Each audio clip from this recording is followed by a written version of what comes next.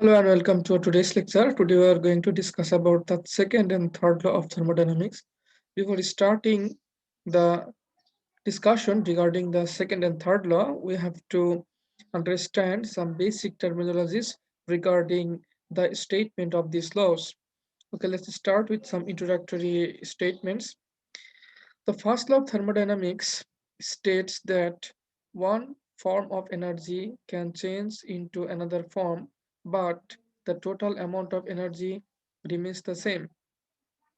তাপগতিবিদ্যার প্রথম যে সূত্র সেটা অনুসারে আমরা জানি যে যে স্টেট যে একটা এনার্জির একটা রূপ থেকে আরেকটা রূপে পরিবর্তিত হতে পারে। এনার্জি এক রূপ থেকে অন্য রূপে পরিবর্তিত হতে পারে, কিন্তু total amount of energy remains the same, কিন্তু ওভারঅল যে এনার্জির পরিমাণ সেটা ঠিকই থাকে।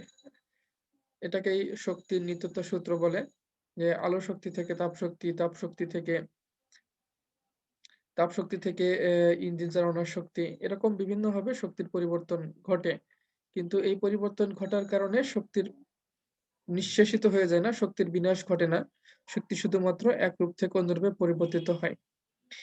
Once we specify a particular process or change, this law helps us to balance the internal energy, heat released and work done in the process.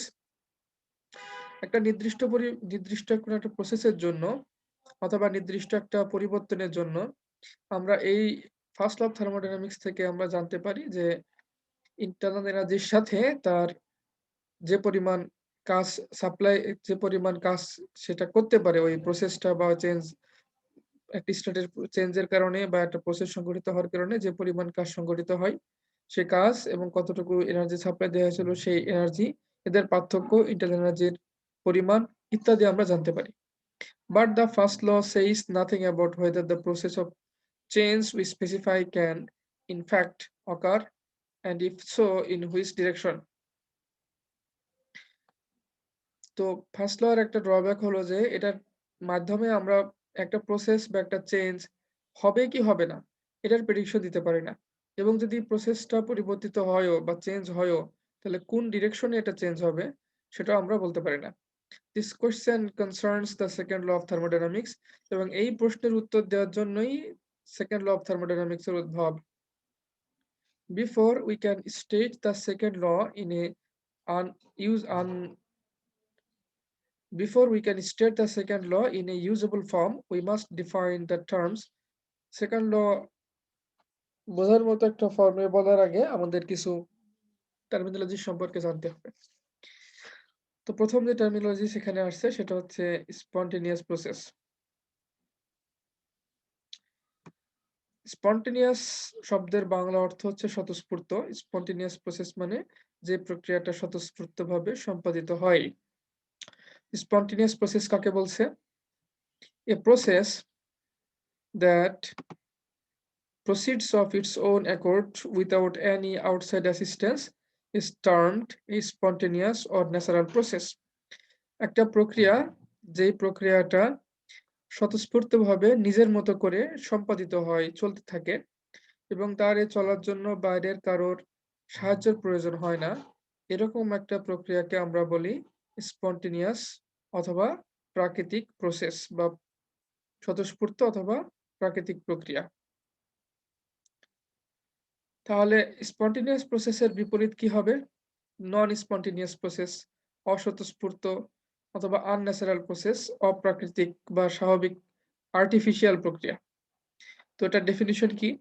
The reverse process which does not proceed on its own is referred to as a non-spontaneous or unnatural process. Spontaneous প্রসেসের বিপরীত প্রক্রিয়া, যে প্রক্রিয়াটা নিজে নিজে সম্পাদিত হতে পারে না, তাকে বলা হয় অস্বতঃস্ফূর্ত অথবা অপ্রাকৃতিক প্রক্রিয়া। In general, the tendency of a process to occur naturally is called the spontaneity. সাধারণভাবে একটা প্রক্রিয়া প্রাকৃতিকভাবে বা স্বাভাবিকভাবে বা স্বতঃস্ফূর্তভাবে সম্পাদিত হওয়ার যে প্রবণতা, এই প্রবণতাটাকে বলা হয় স্পন্টেনিয়াটি বা স্বতঃস্ফূর্ততা। তাহলে এখান থেকে আমরা কয়েকটা ডেফিনিশন জানতে পারলাম। একটা হচ্ছে স্পন্টেনিয়াস প্রসেস কাকে বলে, তারপরে জানলাম নন স্পন্টেনিয়াস প্রসেস কাকে বলে এবং স্পন্টেনিয়েটি বা স্বতঃস্ফূর্ততা কাকে বলে। ৩ টা জিনিস এখান থেকে আমরা জানতে পারলাম। এখন আমরা দেখব স্পন্টেনিয়াস এবং নন স্পন্টেনিয়াস প্রসেসের কিছু উদাহরণ। চলুন আমরা দেখে নিই কিছু স্পন্টেনিয়াস এবং নন স্পন্টেনিয়াস প্রসেসের উদাহরণ। প্রথমেই হচ্ছে স্পন্টেনিয়াস প্রসেসের উদাহরণ। Cliff jumping and mountain climbing. আচ্ছা, cliff jumping is a spontaneous process whereas mountain climbing requires work. তো spontaneous এবং নন স্পন্টেনিয়াস দুইটা একসাথে চলে আসছে। ক্লিফ জাম্পিং যে প্রক্রিয়াটা, এটা হচ্ছে পাহাড়ের উপর থেকে ঝাঁপ দেওয়া। ছবি দেখলে বুঝবেন ভালো যে পাহাড়ের উপর থেকে ঝাঁপ দেওয়ার যে প্রক্রিয়াটা, এটা হচ্ছে স্বতঃস্ফূর্ত প্রক্রিয়া। কিন্তু মাউন্টেন ক্লাইম্বিং, পাহাড়ের উপরে ওঠার যে প্রক্রিয়াটা, এটা বেশ কষ্টসাধ্য প্রক্রিয়া। তো উপর থেকে ঝাঁপ দেওয়াটা স্বতঃস্ফূর্তভাবে সম্পাদিত হলেও নিচ থেকে উপরে উঠতে কষ্ট করতে হয়। সুতরাং ঝাঁপ দেওয়ার যে প্রক্রিয়াটা, সেটা হচ্ছে স্পন্টেনিয়াস প্রসেস, কিন্তু মাউন্টেন ক্লাইম্বিংটা হচ্ছে নন স্পন্টেনিয়াস প্রসেস। আচ্ছা, তারপরে হিট ফ্লো এবং গ্যাস ফ্লো। প্রথমে দেখেন হিট ফ্লো। এখানকার এটার টেম্পারেচার হচ্ছে 200 ডিগ্রি সেলসিয়াস আর এটার তাপমাত্রা হচ্ছে 100 ডিগ্রি সেলসিয়াস। এই দুইটাকে যদি কানেকশনে দিয়ে দেওয়া হয়, দুইটার ভিন্ন ভিন্ন তাপমাত্রা থাকার কারণে তাপ উচ্চ তাপমাত্রার স্থান থেকে নিম্ন তাপমাত্রার স্থানের দিকে স্বতঃস্ফূর্তভাবে প্রবাহিত হবে। তাহলে হিটের যে ফ্লো উচ্চ তাপমাত্রার স্থান থেকে নিম্ন তাপমাত্রার স্থানের দিকে, এটাকে বলা হবে হচ্ছে স্পন্টেনিয়াস প্রসেস। এখন যদি কোনোভাবে এখান থেকে তাপ নিম্ন তাপমাত্রার স্থান থেকে যদি উচ্চ তাপমাত্রার স্থানে প্রবাহিত করতে হয়, তাহলে এটা স্বতঃস্ফূর্তভাবে প্রবাহিত হয় না। এটার জন্য মেকানিক্যাল ওয়ার্ক করতে হয়, স্পেশাল অ্যারেঞ্জমেন্ট লাগে। যেমন আমাদের ফ্রিজ, তারপরে এয়ার কন্ডিশনিং সিস্টেম, এরা এই কাজটা করে যে তাপকে উচ্চ তাপমাত্রার স্থান থেকে নিম্ন তাপমাত্রার স্থানের দিকে না দিয়ে নিম্ন তাপমাত্রার স্থান থেকে আরো তাপকে সরিয়ে উচ্চ তাপমাত্রার স্থানের দিকে দিয়ে দেয়। অর্থাৎ রুমের থেকে টেম্পারেচারকে বের করে বাইরের দিকে পাঠিয়ে দেয়। তো বাইরের তাপমাত্রা তো বেশি, রুমের তাপমাত্রা কমে যায়। তারপরও তাপ কেন যায়? কারণ সেখানে রেফ্রিজারেন্ট বা একটা মেকানিক্যাল প্রসেস সেখানে কাজ করে। তো এটা এমনি এমনি হয় না। মানে রুম এমনি এমনি ঠান্ডা হয় না বা ফ্রিজ এমনি এমনি ঠান্ডা হয় না। এখানে কিছু কাজ করতে হয়। It requires some work.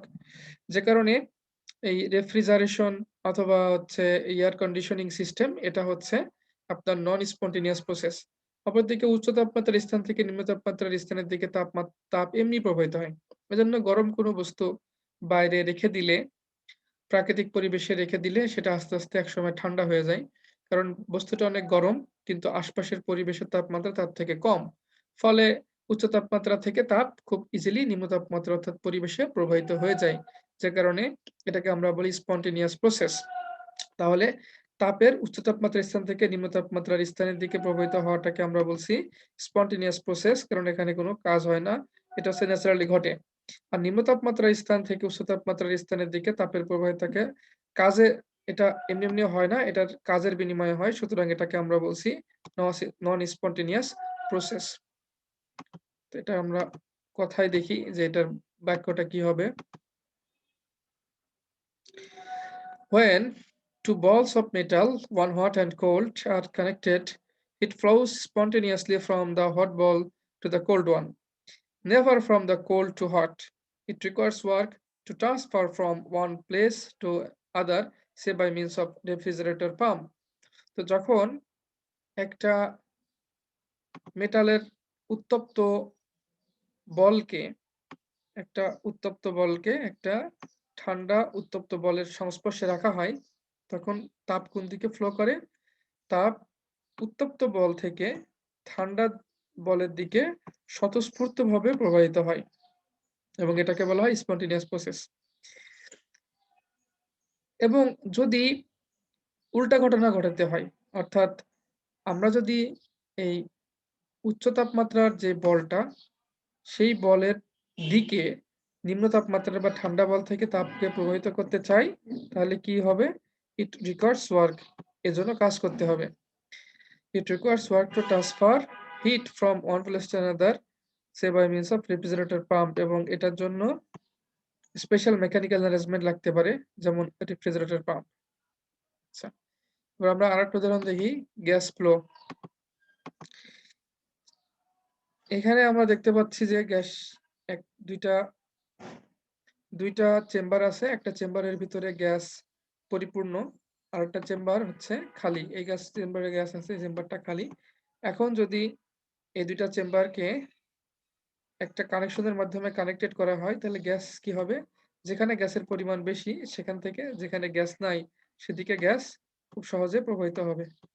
কতক্ষণ প্রবাহিত হবে? যতক্ষণ না উভয়ের গ্যাসের কনসেনট্রেশন, অর্থাৎ এই চেম্বার এবং এই চেম্বারের গ্যাসের কনসেনট্রেশন সমান হয়। যতক্ষণ সমান না হবে, ততক্ষণ গ্যাস প্রবাহিত হবে। এটা হচ্ছে স্পন্টেনিয়াসলি, অর্থাৎ এটা খুব স্বতঃস্ফূর্তভাবে সংঘটিত হয়।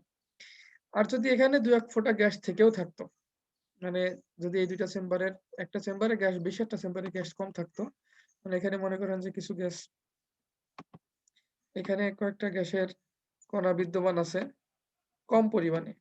আর আপনি চাচ্ছেন যে উল্টা ঘটনা ঘটবে। বেশি জায়গার বেশি ঘনত্বওয়ালা গ্যাসের চেম্বারের দিকে কম ঘনত্বওয়ালা গ্যাসের চেম্বার থেকে গ্যাস প্রবাহিত হবে। এই ঘটনা যদি ঘটাইতে হয়, সেটা এমনি, এমনি ঘটবে না।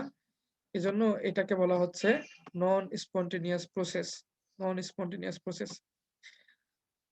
তো এই গ্যাস ফ্লো থেকে আমরা স্পন্টেনিয়াস এবং নন স্পন্টেনিয়াস প্রসেসের আরেকটা উদাহরণ জানতে পারলাম। এখন আমরা এটার আর আর কথায় দেখি এটাকে কিভাবে ব্যক্ত করা হচ্ছে। When a vessel containing a gas is connected to another evacuated vessel, the gas spreads throughout spontaneously unless the pressure is the same in both the vessel.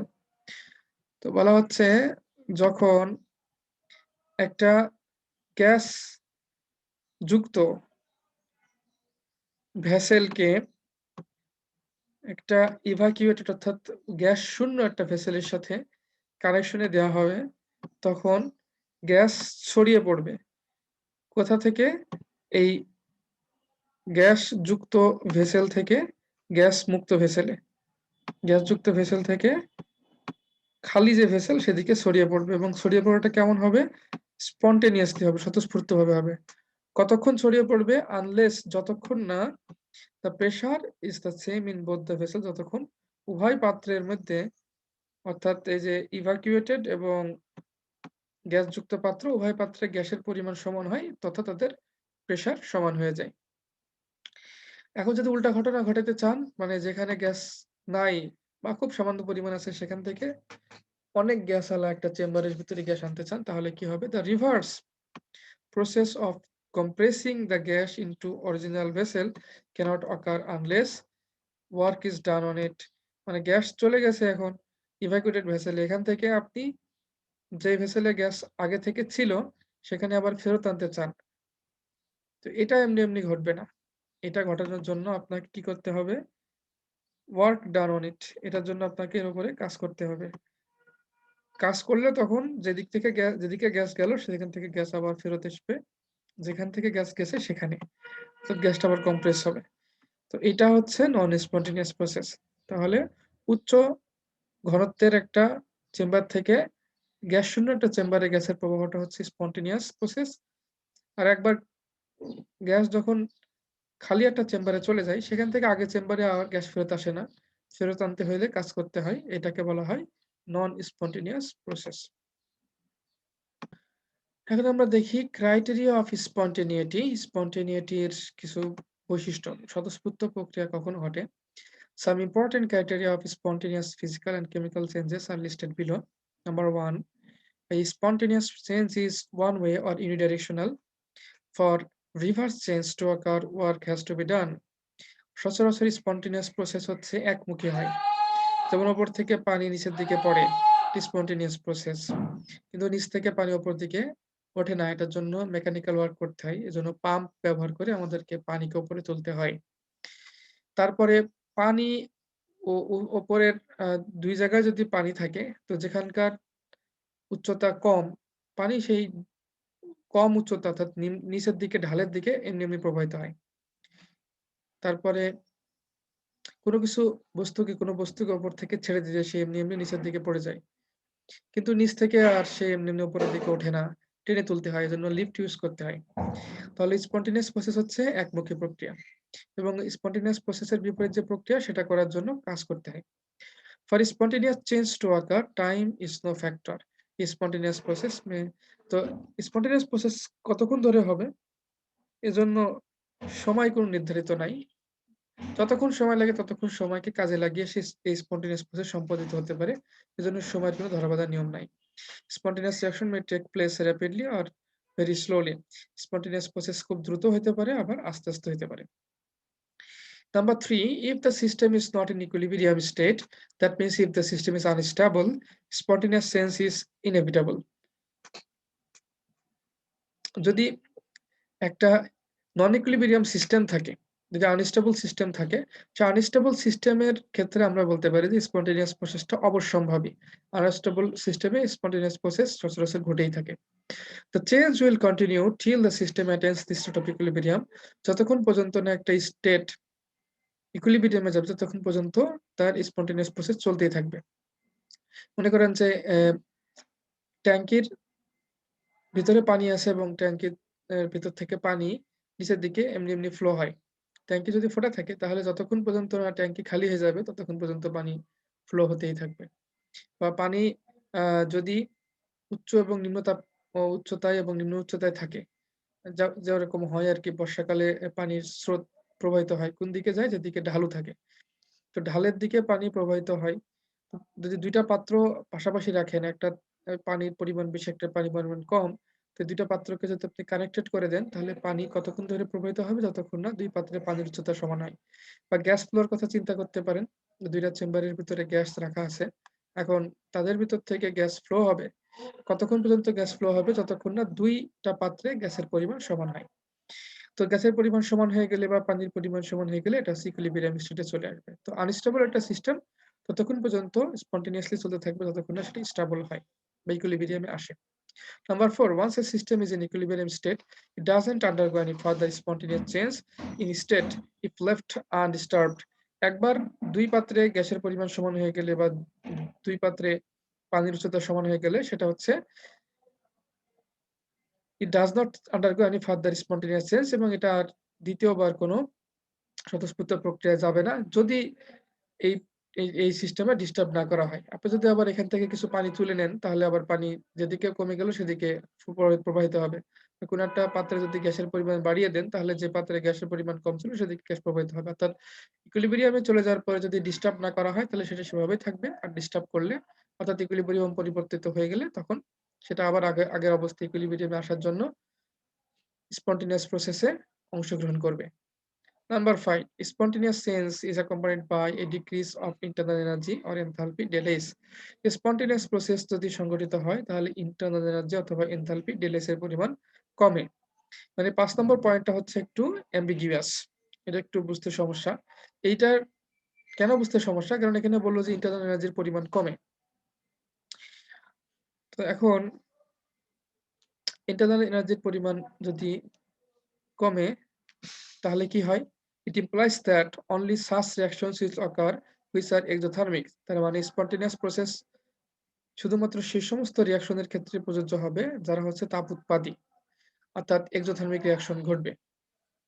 কারণ exothermic reaction ঘটলে কি হবে? তাপ বেরিয়ে যাবে। তাপ বেরিয়ে গেলে কি হবে? ইন্টারনাল এনার্জি বা এনথালপি বেরিয়ে যাবে। তখন তার ইন্টারনাল এনার্জির পরিমাণটা ডিক্রিজ হবে, কমে যাবে। কিন্তু বাস্তব জীবনে দেখা যায় এরকম ঘটে না। But the melting of ice and the evaporation of rain water are endothermic processes which proceed spontaneously. কিন্তু বরফ যে গলে যায় সেটা তো বাইরে থেকে তাপ নিয়ে গড়ে। তাপ তো তার ভিতর থেকে তাপ বাইর হয়ে যায় না। বা বৃষ্টির পানি যখন পড়ে তারপরে বাষ্প আকারে উড়ে চলে যায়, সেটাও কিন্তু পরিবেশ থেকে তাপ নিয়ে চলে যায়। অর্থাৎ এটাতে এন্ডোথার্মিক প্রসেস। এখান থেকে তাপ বের হয় না। তাপ যদি বের না হয় তাহলে বরফের গলে যাওয়া কিংবা বৃষ্টির পানি উড়ে যাওয়া এখানে তো decrease of internal energy or enthalpy হচ্ছে না। Clearly, there is some other factor in addition to delays which governs spontaneity. তাহলে এর থেকে বোঝা যাচ্ছে যে সুস্পষ্ট বোঝা যাচ্ছে যে ইন্টারনাল এনার্জি বা এনথালপির সাথে অবশ্যই আরো কোনো ফ্যাক্টর আছে যে ফ্যাক্টরের কারণে এই স্পন্টেনিয়াস প্রসেসটা ঘটে। This is the second law of thermodynamics which introduces this new factor which is called entropy. এবং এই যে আরেকটা ফ্যাক্টর, যে ফ্যাক্টরের কারণে ইন্টারনাল এনার্জি না কমলেও স্পন্টেনিয়াস প্রসেস ঘটে, সেই ফ্যাক্টরটাকে সেকেন্ড ল অফ থার্মোডায়নামিক্স আমাদের সাথে পরিচয় করিয়ে দেয় এবং সেই ফ্যাক্টরটার নাম হচ্ছে এনট্রপি। এনট্রপিকে আমরা বাংলায় বলি হচ্ছে বিশৃঙ্খলা। তো এনট্রপি বোঝার জন্য আমরা কিছু উদাহরণ দেখি। এদিকে বাম দিকে আপনারা যেই ছবিটা দেখতে পাচ্ছেন, সেখানে যতগুলো টাস্কের কার্ড আছে সেগুলো হচ্ছে হাইলি অর্ডার্ড, সেগুলো খুব সুন্দরভাবে সাজানো, 2, 3, 4, 5, 6 করে সাজানো। তো ডান পাশে যে কার্ডটা দেখতে পাচ্ছেন সেগুলো শাফল করা, সেগুলোর আর সুন্দর অর্ডার নাই। এটা হচ্ছে সুশৃঙ্খল, এটা হচ্ছে বিশৃঙ্খল। এটা হচ্ছে এর এর এনট্রপি খুবই কম, এর এনট্রপি খুবই বেশি। তার মানে এনট্রপি দিয়ে কি বোঝানো হলো? বিশৃঙ্খলা। এনট্রপি দিয়ে কি বোঝানো হচ্ছে? বিশৃঙ্খলা। বিশৃঙ্খলা এমনি এমনি হয় না। বিশৃঙ্খলা কখন হয়? যখন সেখানে এনার্জি আসে। এনার্জির পরিমাণ বাড়লে সেখানে তার বিভিন্ন ধরনের প্রসেস সংঘটিত হওয়ার সম্ভাবনা থাকে, সেখানে হচ্ছে বিশৃঙ্খলা হয়। কোনো সুন্দর জিনিসকে এলোমেলো করতে হলে কিছু কাজ করা লাগে। বিছানা তো এমনি যখন আমরা আ সুন্দর একটা বিছানায় ঘুমাইতে যাই, বিছানা তো ঠিকই থাকে। কিন্তু যখন সকালে ঘুম থেকে উঠলে তখন দেখা যায় যে বিছানার অবস্থা আগের মতো নেই। বিছানার চাদর, বালিশের কভার, লেপ, কম্বল ইত্যাদি আর আগের মতো সুন্দর করে সাজানো থাকে না। তো এই যে সুশৃঙ্খলার অবস্থা থেকে বিশৃঙ্খলার অবস্থায় চলে গেল, এইটাকেই এনট্রপি দিয়ে প্রকাশ করা হয়। আর এই এনট্রপি মানে বিশৃঙ্খলাকে নির্দেশ করে। তো চলেন তাহলে এনট্রপির ডেফিনিশন আমরা দেখি। Entropy is a thermodynamic state quantity that is a measure of the randomness or disorder of the molecules of the system. Entropy হচ্ছে থার্মোডায়নামিকের স্টেট বা অবস্থা পরিমাপক একটা বস্তু, পরিমাপক একটা নির্দেশক, যেটা কি করে? যেটা একটা সিস্টেমের randomness or disorder, তার বিশৃঙ্খলতা অথবা haphazardness, এলোমেলো অবস্থাটাকে পরিমাপ করে। Entropy is a thermodynamic state quantity, থার্মোডায়নামিকের স্টেটের একটা পরিমাপ বা স্টেপের একটা পরিচয় জ্ঞাপক জিনিস, যেটা ওই সিস্টেমের, একটা থার্মোডায়নামিক সিস্টেমের যে মলিকুলস আছে সেই মলিকুলস গুলার randomness, এলোমেলো অবস্থা, ডিসঅর্ডার বা বিশৃঙ্খলাটা এটা পরিমাপ করে। The symbol of entropy is S, while the change in disorder accompanying a process from start to completion is represented by del S. তো এনট্রপির যে সিম্বল সেটা হচ্ছে এস, এবং একটা প্রসেস যখন ইনিশিয়াল স্টেট থেকে ফাইনাল স্টেটে সংঘটিত হয়, তখন তার এনট্রপির যে পরিবর্তন হয় সেটাকে আমরা ডেল এস দ্বারা প্রকাশ করে থাকি। তার ডেল এস কিভাবে পাবো? ডেল এস হচ্ছে একটা স্টেটের বা একটা সিস্টেমের, একটা প্রসেসের ইনিশিয়াল স্টেট এবং ফাইনাল স্টেটের এনট্রপির পার্থক্য থেকে পাবো। S, entropy of final state minus entropy of initial state will provide us the value of del S. The entropy of a system is a state function and depends only on the initial and final state of the system. এবং এই del S এর যে ভ্যালুটা সেটা হচ্ছে একটা স্টেটের শুধুমাত্র ইনিশিয়াল এবং ফাইনাল যে অবস্থা তার উপরে ডিপেন্ড করে। The change in entropy del S for any process is given by the equation. একটা প্রসেস সংঘটিত হলে তার এনট্রপির পরিবর্তনকে আমরা এই ইকুয়েশন দিয়ে প্রকাশ করি। প্রসেস কাকে বলে? প্রসেস তো আমরা জানি যে যখন একটা থার্মোডায়নামিক স্টেট অন্য একটা থার্মোডায়নামিক স্টেটে পরিবর্তিত হয় সেটাকে আমরা বলি প্রসেস। এখন যদি ফাইনাল স্টেটের এনট্রপির ভ্যালু ইনিশিয়াল স্টেটের এনট্রপির ভ্যালু থেকে বড় হয়, তাহলে ডেল এস হবে হচ্ছে পজিটিভ। আর যদি উল্টা ঘটনা ঘটে যে ফাইনাল স্টেটের এনট্রপির ভ্যালু ইনিশিয়াল স্টেটের এনট্রপির ভ্যালু থেকে কম, তাহলে এটা হবে হচ্ছে ডেল এস হবে হচ্ছে negative. A process is accompanied by an increase in entropy tends to be spontaneous. যদি কোনো প্রক্রিয়া এনট্রপির সাথে মানে এনট্রপি বাড়ার ভিতর দিয়ে সংঘটিত হয়, তখন সেই প্রসেসটা হবে হচ্ছে স্পন্টেনিয়াস। তার মানে একটা স্বতঃস্ফূর্ত প্রক্রিয়া সংঘটিত তখনই হবে যখন তার এনট্রপি বাড়বে। এজন্য বলা হচ্ছে process accompanied by increase in entropy। একটা প্রসেসের যদি এনট্রপির পরিমাণ বাড়ে তাহলে কি হয়? টেন্ডস টু বি স্পন্টেনিয়াস, ওই প্রসেসটা স্পন্টেনিয়াস হওয়ার সম্ভাবনা সবচেয়ে বেশি। Let us consider a molecular system state of A and B. আমরা যেটা মলিকুলার স্টেটের কথা বলতেছি। এটা হচ্ছে A molecular state, এটা হচ্ছে B state. In the state A, all the molecules are arranged and highly ordered. এই স্টেটে যতগুলো মলিকুল আছে তারা খুব সুন্দরভাবে সাজানো। While the state B, while in the state B, the molecules are present at random, এবং B স্টেটে যতগুলো মলিকুলস তারা randomly সাজানো আছে, and it is highly disordered, এবং এটা খুবই বিশৃঙ্খল অবস্থায় আছে। তো একটা জিনিসকে সুশৃঙ্খল অবস্থায় পাওয়ার সম্ভাবনা থেকে বিশৃঙ্খল অবস্থায় পাওয়ার সম্ভাবনা সবচেয়ে বেশি। কোনো জিনিসকে সুশৃঙ্খল অবস্থায় রাখা বেশ কঠিন ব্যাপার, কিন্তু বিশৃঙ্খল করা খুব সহজ। এজন্যই বিশৃঙ্খল অবস্থায় চলে যাওয়াটাকে আমরা বলি স্পন্টেনিয়াস চেঞ্জ। সুশৃঙ্খল অবস্থা থেকে বিশৃঙ্খল অবস্থায় চলে যাওয়াটাকে আমরা বলি হচ্ছে স্পন্টেনিয়াস চেঞ্জ। একটা বাগানকে সুন্দর করে সাজিয়ে রাখতে হলে অনেক পরিশ্রম লাগে। আর বাগানে পরিশ্রম না করলেও খুব সহজেই সেখানে আগাছা জন্মায়, বিভিন্ন ধরনের লতাপাতা জন্মায়। এটার জন্য পরিশ্রম করা লাগে না। বিনা পরিশ্রমে এই সুন্দর বাগান অসুন্দর হয়ে যায়। বিনা পরিশ্রমে এই সুন্দর সাজানো গুছানো একটা ওয়ারড্রব, সাজানো গুছানো একটা ড্রেসিং টেবিল, সাজানো গুছানো একটা শোকেস, এগুলাকে খুব সহজেই অসুন্দর করে ফেলা যায়, ডিসঅর্ডার করে ফেলা যায়। এলোমেলো করা খুব সহজ। একটা ঝাঁকি দিলে বা একটা ধাক্কা দিলে, কোনো কিছু দিয়ে আঘাত করলে এটা খুব সহজ এগুলো করা। করলেই সেটা এলোমেলো হয়ে যাবে। কিন্তু একটা জিনিসকে সাজিয়ে রাখা অনেক কষ্টের। সুন্দর করে রাখা অনেক কষ্টের। এজন্যই বলা হচ্ছে কি যে state A highly ordered, low entropy, less probable. যখন একটা স্টেট A তে থাকবে তখন এটা যদি হাইলি অর্ডার্ড, খুব সুন্দর করে সাজানো, এর এন্ট্রপি খুব কম এবং এর প্রবাবিলিটি খুব কম যে এরকম সুন্দর সাজানো গোছানো অবস্থায় থাকবে। State B highly disordered, state B হচ্ছে অত্যন্ত বিশৃঙ্খল, এর এন্ট্রপি অনেক বেশি, high entropy and more probable. এরকম বিশৃঙ্খল অবস্থায় থাকাই সবচেয়ে সহজ, এজন্য এটাকে বলে মোর প্রবাবল। আমাদের প্রত্যেককে পরিপাটি থাকার জন্য বেশ পরিশ্রম করতে হয়, গোসল করতে হয়, সুন্দর জামাকাপড় পরতে হয়। এগুলো করলে আমরা সুন্দর পরিপাটি থাকি। এটা হচ্ছে আমাদের ধরেন স্টেট A, হাইলি অর্ডার্ড এবং লো এন্ট্রপির, এবং এইরকম ভাবে সবসময় পরিপাটি থাকাটা প্রবাবিলিটি কম। কিন্তু অসুন্দর থাকার জন্য তেমন কিছু করা লাগে না। এমনি পরিপাটি থাকার যে কাজগুলো সেগুলো না করলে এমনি মানুষ দেখতে এলোমেলো হয়ে যায়। তো এটা হচ্ছে হাইলি ডিসঅর্ডার্ড, এবং এর পরিপাটি অবস্থায় না থাকাটার এন্ট্রপি বেশি হবে এবং এটার প্রবাবিলিটি বাড়বে। তাহলে এটাকে আমরা যদি একটু ব্যাখ্যা করি এই ছবি দুটাকে, তাহলে আমরা কি বলবো? Number 1, by definition the entropy of A is low and that of B high. এন্ট্রপির যে সংজ্ঞা, সে সংজ্ঞা অনুসারে হাইলি অর্ডার্ড যে স্টেট অর্থাৎ স্টেট A, তার এন্ট্রপি হচ্ছে কম, এবং ডিসঅর্ডার্ড যে স্টেট অর্থাৎ স্টেট B, তার এন্ট্রপি হচ্ছে বেশি। Thus an increase of entropy occurs in the change from A to B.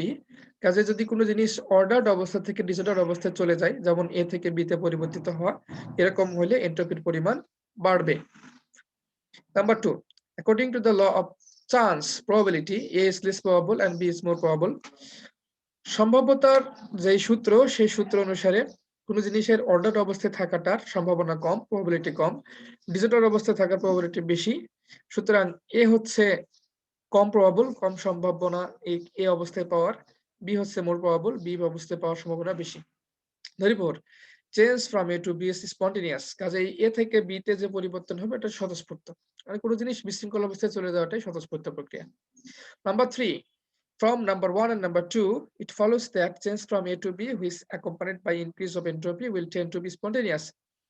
তো 1 নম্বর 2 নম্বরকে একত্রিত করলে আমরা বলতে পারি যে একটা সুশৃঙ্খল অবস্থা অর্থাৎ স্টেট A থেকে বিশৃঙ্খল অবস্থা স্টেট B তে পরিবর্তিত হওয়াটা এন্ট্রপি বৃদ্ধির মাধ্যমে ঘটে, এবং যখন একটা প্রসেসের এন্ট্রপি বৃদ্ধি পায়, বৃদ্ধি পাওয়ার ভিতর দিয়ে কোনো প্রসেস ঘটে, সেটা হচ্ছে স্পন্টেনিয়াস হিসেবে গণ্য হয়।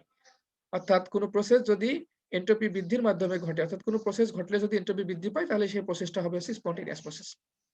Hence we can say in general that a change in a system which is accompanied by an increase in entropy tends to be spontaneous. তাহলে সাধারণভাবে আমরা বলতে পারি একটা সিস্টেমে যদি আমরা একটা প্রসেস ঘটে, যে প্রসেস ঘটলে তার এন্ট্রপি বৃদ্ধি পায়, তাহলে এই সিস্টেমের এই প্রসেসটা হবে হচ্ছে স্পন্টেনিয়াস প্রসেস। এখান থেকে আমাদের স্টেটমেন্ট অফ সেকেন্ড লটা চলে আসে। আমরা দেখি একটি স্টেটমেন্ট অফ সেকেন্ড লতে কি বলা হচ্ছে। The second law of thermodynamics states that whenever a spontaneous process takes place, it is accompanied by an increase in the total energy of the universe.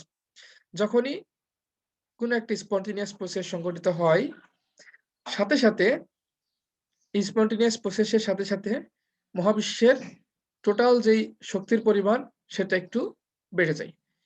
আমাদের মহাবিশ্বে যত spontaneous process সংঘটিত হচ্ছে, তো প্রত্যেকটি spontaneous process এর সাথে সাথে এন্ট্রপি বৃদ্ধি পাচ্ছে এবং এই এন্ট্রপি বৃদ্ধির কারণে মহাবিশ্বের যে এনার্জির পরিমাণ সেটা বৃদ্ধি পাচ্ছে। More specifically, we can term universe to mean the system and surrounding. আর ইউনিভার্স বলতে আসলে আমরা সিস্টেম এবং সারাউন্ডিং কে একত্রে বোঝাচ্ছি।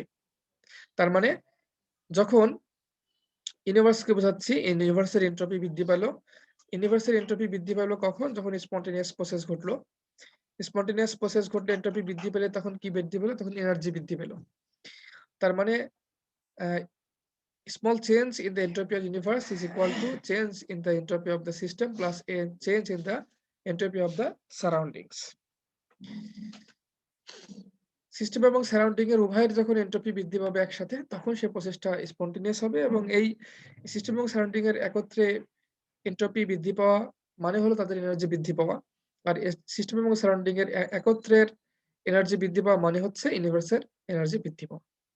The second law, as stated above, tells us that when an irreversible spontaneous process occurs, the entropy of the system and the surrounding increases. তাহলে second law থেকে আমরা আরো ভালোভাবে বুঝতে পারলাম যে যখন ইরিভার্সিবল স্বতঃস্ফূর্ত প্রক্রিয়া ঘটে, তখন সিস্টেম এবং সারাউন্ডিং এর এন্ট্রপির পরিমাণ বৃদ্ধি পায়। In other words, entropy of the universe becomes positive. When a reversible process occurs, the entropy of the system remains constant. যদি রিভার্সিবল স্পন্টেনিয়াস প্রসেস সংঘটিত হয়, তাহলে তাদের এন্ট্রপির খুব বেশি পরিবর্তন হয় না। তার মানে entropy of the universe remains the same. There is no change in the entropy of the universe. Since the entire universe is undergoing spontaneous change, the second law can be most generally and concisely stated as the entropy of the system is constantly increasing. যেহেতু আমাদের মহাবিশ্বের সবসময়ই কোনো না কোনো process spontaneously ঘটতেছে, আর spontaneous process ঘটলেই তার হচ্ছে এন্ট্রপি বৃদ্ধি পাচ্ছে। তার মানে আমরা বলতে পারি যে আমাদের এই মহাবিশ্বের যত সিস্টেম আছে, ওই সিস্টেমগুলা সংগঠিত হওয়ার কারণে কনস্ট্যান্টলি সকল এই মহাবিশ্বের সিস্টেমের এন্ট্রপি বৃদ্ধি পাচ্ছে। Entropy of the system is constantly increasing. মহাবিশ্বে যত সিস্টেম আছে, সেই সিস্টেমগুলো স্পন্টেনিয়াসলি যখনই হচ্ছে, তখন তাদের এন্ট্রপি বৃদ্ধি পাচ্ছে। যেমন সলিড আইস থেকে গলে লিকুইড আইসে চলে আসলো। সলিড আইসের অবস্থায় তার অণুগুলো অনেক সুশৃঙ্খল থাকে, তাদের ভিতরে একটা স্পেসিফিক বন্ডিং থাকে। যখন এটা গলে লিকুইড হয়ে যায়, তখন তার মলিকুলসগুলোর বন্ডিং কমে যায়, তখন হাইড্রোজেন বন্ডিং থাকে এবং একে অপরের মধ্যে চলাচল করতে পারে। তারপর লিকুইড অবস্থা থেকে যখন গ্যাসিয়াস অবস্থায় চলে যায়, তখন তাদের ভিতরে বন্ডিং থাকে না বললেই চলে এবং তারা একে অপরকে ত্যাগ করে এক জায়গা থেকে অন্য জায়গায় চলে যেতে পারে। তো সলিড অবস্থা থেকে লিকুইড অবস্থায় যেতে হলে তখন তাদেরকে তার সুশৃঙ্খল অবস্থা থেকে বিশৃঙ্খল অবস্থায় চলে যায়। সুতরাং তারকে এনার্জি সাপ্লাই দিতে হয়, টেম্পারেচার সাপ্লাই দেওয়ার কারণে এই ঘটনাটা ঘটে এবং এখানে এন্ট্রপি বৃদ্ধি পায়। তারপরে এই লিকুইড অবস্থায় আরো বেশি এনার্জি সাপ্লাই দিলে তার এন্ট্রপি আরো বেশি বৃদ্ধি পায় এবং সে আরো বেশি বিশৃঙ্খল হয় এবং একসময় সেটা গ্যাসিয়াস সাবস্টেন্সে কনভার্ট হয়ে যায়। দেন আমরা স্টেটমেন্ট অফ থার্ড ল দেখি। The entropy of a substance varies directly with temperature. তো আমরা দেখতে পেলাম এই উপর থেকে যে টেম্পারেচার যখন বৃদ্ধি পেল, তখন সলিড অবস্থা থেকে লিকুইড অবস্থায় গেল, লিকুইড অবস্থা টেম্পারেচার আরো বৃদ্ধি পেলে সেটা গ্যাসিয়াস অবস্থায় গেল। তার মানে লো এন্ট্রপি থেকে হাই এন্ট্রপিতে গেল কার কারণে? টেম্পারেচার বৃদ্ধির কারণে।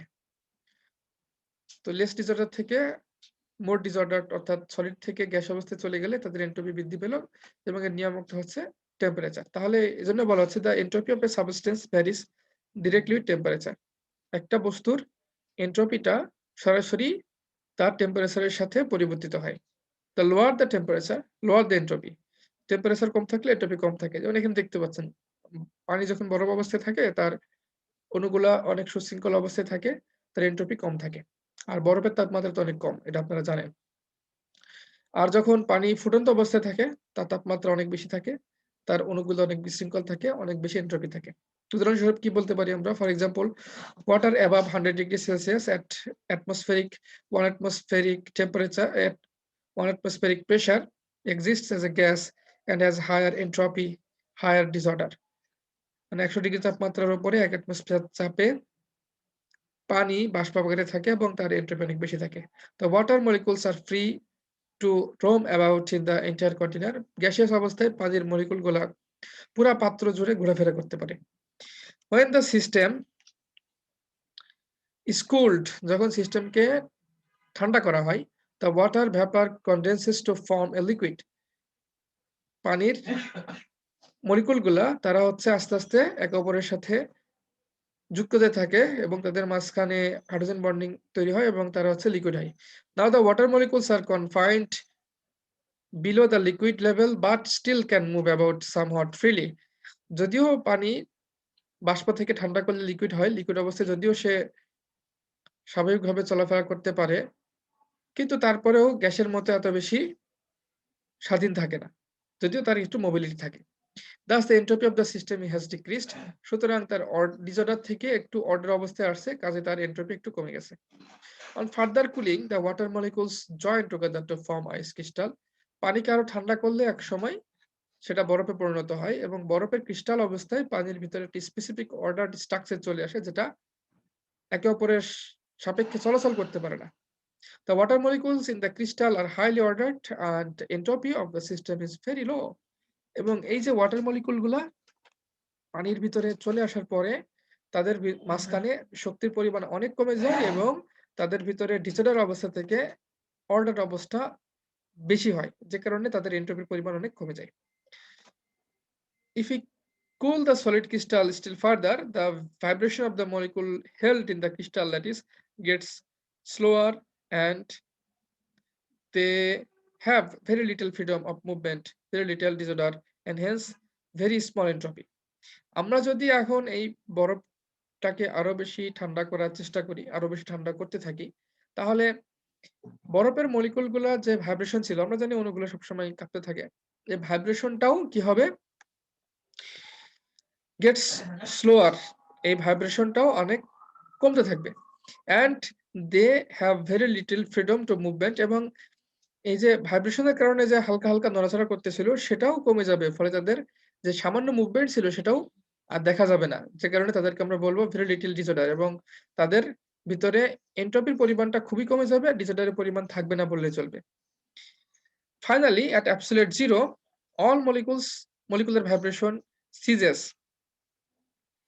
এবং যখন অ্যাবসোলিউট জিরোতে চলে আসে 0 কেলভিনে, তখন তাদের মলিকুলের যে ভাইব্রেশন ছিল সে ভাইব্রেশনটা একদমই শেষ হয়ে যায়। and water molecules are in perfect order, এবং ওয়াটার মলিকুলস গুলার যে বিন্যাস সেটা একদম অপরিবর্তিত হয়ে যায়, এবং এই বিন্যাসটাকে আমরা বলি পারফেক্ট অর্ডার। এখানে আর কোনো ইম্পিউরিটিস নাই, এখানে কোনো ফ্ল নাই, এটা নিখাত হয়ে গেছে। নাও the entropy of the system will be 0. এখন যেহেতু এখানে বিন্দুমাত্র কোনো ফ্ল নাই, বিন্দুমাত্র কোনো মুভমেন্ট নাই, বিন্দুমাত্র কোনো ডিসঅর্ডার নাই, সুতরাং এই সিস্টেমের এন্ট্রপি হবে হচ্ছে 0। This leads us to the statement of the third law of thermodynamics, এবং এখান থেকে থার্মোডাইনামিক্সের যে তৃতীয় সূত্র সেটার স্টেটমেন্ট পাওয়া যায়। সেটা কি? at absolute zero the entropy of a pure crystal is also 0. যে অ্যাবসোলিউট 0 তাপমাত্রায় একটা খাঁটি যে ক্রিস্টাল তার এন্ট্রপি 0 হয়। তার মানে হলো যে when entropy S is equal to 0, it implies that at 0 Kelvin the entropy will be 0. তার মানে হচ্ছে এন্ট্রপি S 0 হবে কখন? যখন তাপমাত্রা 0 কেলভিন হবে। তখন আমরা যেটা বললাম সেটা এখানে ছবিতে দেখানো হচ্ছে, যে প্রথমে তো বাষ্প ছিল, বাষ্প অবস্থায় তাদের মলিকুলগুলো একে অপরের থেকে আলাদা হয়ে ছোটাছুটি করতেছিল, তাদের ডিসঅর্ডার বেশি দিল, এন্ট্রপি ছিল বেশি। তারপর থেকে ঠান্ডা করার পরে লিকুইডে কনভার্ট হয়েছে। লিকুইড অবস্থায় তাদের মলিকুলগুলোর অর্ডার আগের থেকে বেড়ে গেছে, ফলে এন্ট্রপির পরিমাণ কমে গেছে, ডিসঅর্ডার কমছে, অর্ডার বাড়ছে, এন্ট্রপি কমছে। তারপরেও লিকুইড অবস্থায় মলিকুলগুলা একটু চলাফেরা করতে পারে। এরপরে তাকে যখন বরফে কনভার্ট করা হয়েছে, তাদের মলিকুলগুলার অবস্থা আগের থেকে পরিবর্তিত হয়ে আরো বেশি অর্ডার্ড হয়েছে। বরফের ক্রিস্টালের মলিকুলগুলা আরো বেশি অর্ডার্ড হয়েছে এবং ডিসঅর্ডারের পরিমাণ কমে গেছে, ফলে এন্ট্রপির পরিমাণ কমে গেছে।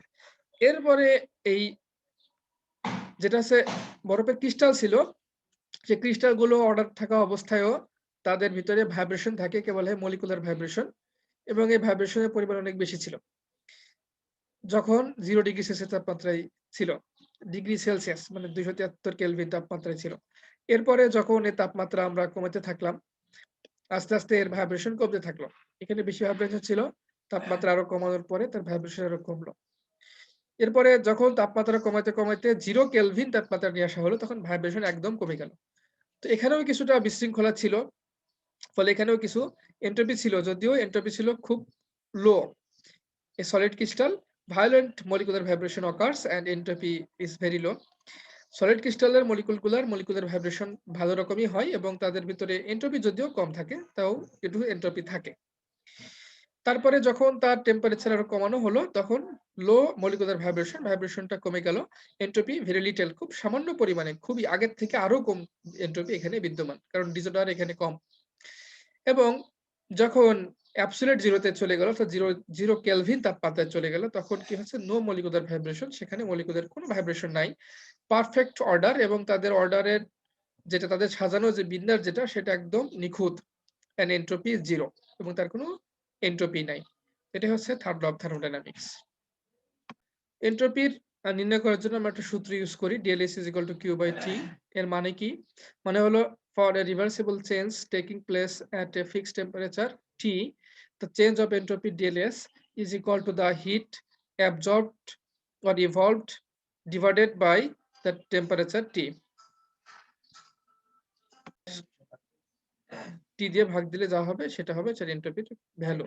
এন্ট্রপির যেই একক আছে, একককে বলা হয় হচ্ছে এন্ট্রপি ইউনিটসকে ইউ দিয়ে প্রকাশ করা হয়। 1 entropic unit is equal to 4.14 joule per mole per kelvin. এই হচ্ছে এন্ট্রপি নিয়ে কথা। এন্ট্রপির বিভিন্ন ভ্যালু আছে বিভিন্ন জনের জন্য।